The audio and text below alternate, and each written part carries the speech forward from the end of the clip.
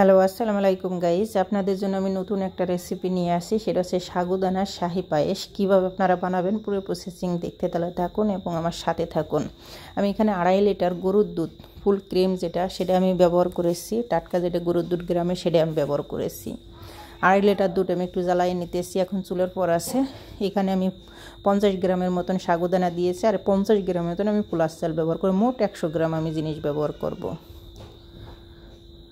আমি সুন্দর করে 4-5 ফিরে ধুয়ে নিতেছি যাতে কোনো ময়লা যাতে না থাকে। যখন দুধটা আমার ফুটে আসবে তখন আমি 2টি এলাচ দিয়ে দেব, তেজপাতা দিয়ে দেবো। আমি এখানে এলাচ কোনো কিছু ব্যবহার করব না, তেজপাতা দিয়ে দেব।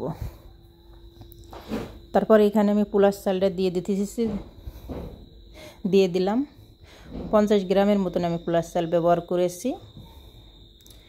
এখন দিয়ে আমি 60% আমি সেদ্ধ করে নিব। কেন কি যখন 60% বা 50% সেদ্ধ হয়ে যায় তখন আমি সাগুদানাটা আমি দিয়ে দেবো এর ভিতর, যাতে দুধে ঠিকভাবে একদম বরাবরভাবে ঠিকভাবে সেদ্ধ হয়ে যায় দুধেই একসাথে।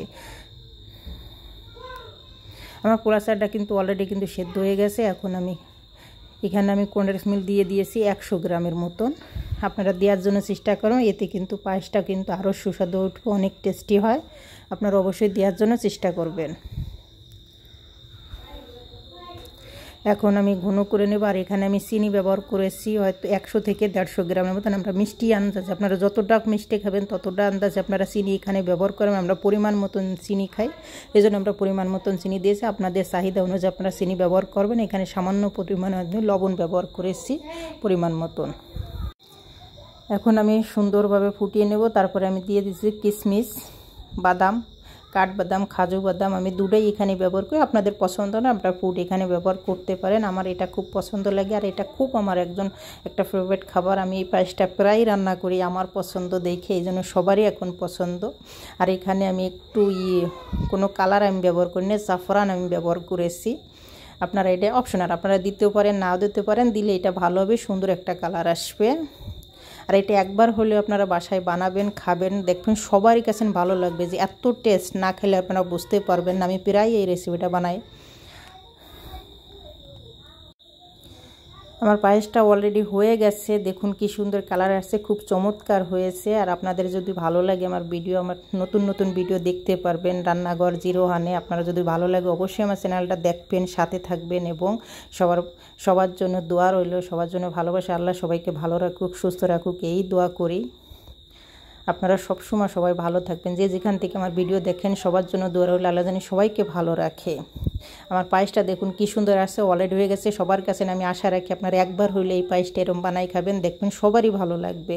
আমার খুব পছন্দের একটা পায়েস, আমি প্রায় এই পায়েসটা রান্না করি, এই জন্য আপনাদের মাঝে এই ভিডিওটা আমি শেয়ার করলাম। আর যদি ভালো লাগে অবশ্যই শেয়ার করে দেবেন, সাবস্ক্রাইব করে রাখবেন এবং লাইক দিয়ে অবশ্যই কমেন্ট জানাবেন কেমন হয়েছে। সবাই ভালো থাকবেন, সুস্থ থাকবেন। আল্লাহ হাফেজ।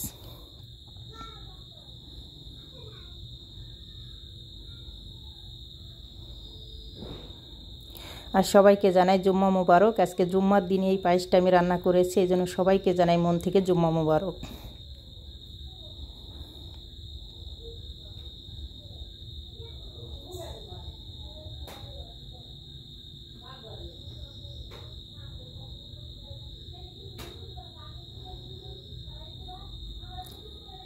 অনেক সুন্দর বৃষ্টি নামছিল যখন আমি পায়েসটা রান্না করি, অনেক বৃষ্টি নেমেছিল, খুবই ভালো লাগছে।